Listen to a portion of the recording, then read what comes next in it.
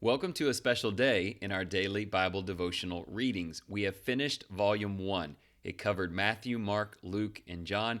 Today we begin Volume 2, which is Acts through the book of Ephesians. It has been an enjoyable journey of learning and writing, and if you would like to follow along via podcast or video, you are absolutely welcome to do so at zero charge.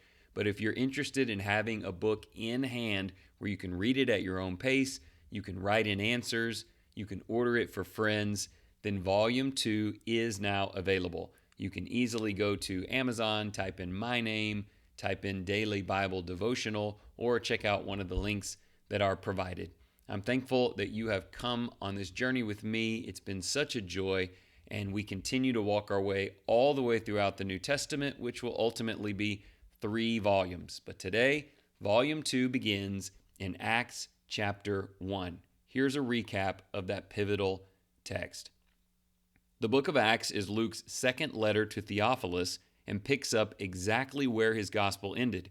Jesus instructs the apostles to go to Jerusalem and wait for the Holy Spirit to fall upon them.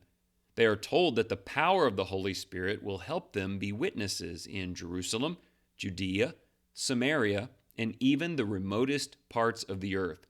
Following this, they witness Jesus ascend into the clouds. 2 men appear to them and state that Jesus will one day return from heaven. The apostles then go to Jerusalem, gather in a room with 120 people, and address the need to replace Judas. They put forward 2 men, Barsabbas and Matthias.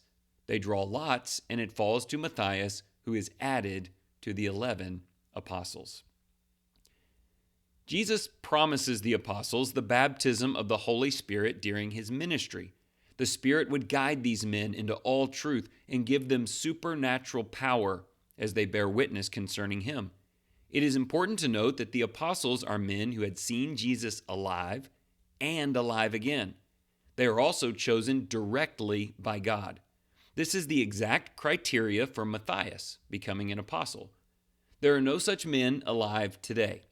Instead of expecting a baptism of the Holy Spirit upon us, we must give heavy credibility to the things these men taught and did in this book of Acts.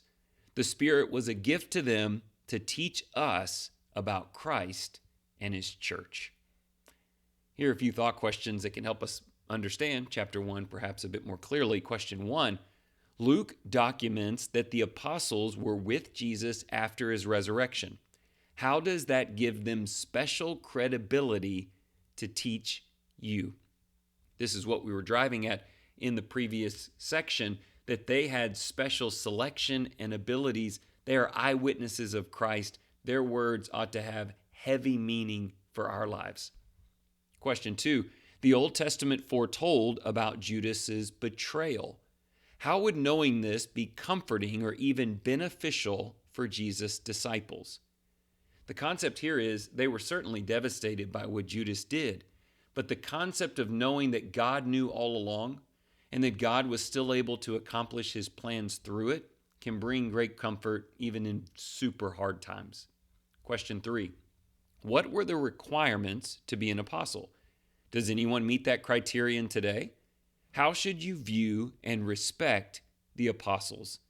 So we're back at that idea again, that because of their special selection and knowledge, these letters, this Bible that we hold, has incredible supernatural value from God. Let's pray about that as we close today. Great Father, we believe that your Son has ascended into heaven and will return, descending from the clouds. Thank you for giving us wisdom from the Holy Spirit to guide us in faith so that we can prepare to meet him. We understand that the Spirit's power was promised to the apostles as they are special witnesses from the days of Jesus. Help us to be attentive to their teachings and to see your hand in their ministry. From Judas's betrayal to Matthias's addition, nothing happens outside of the scope of your power and sight. We praise your glorious name. Praise God in all things. He is with us and at work through the great times and through the trials. And I pray that that will give you hope and joy throughout the day. Thank you for listening.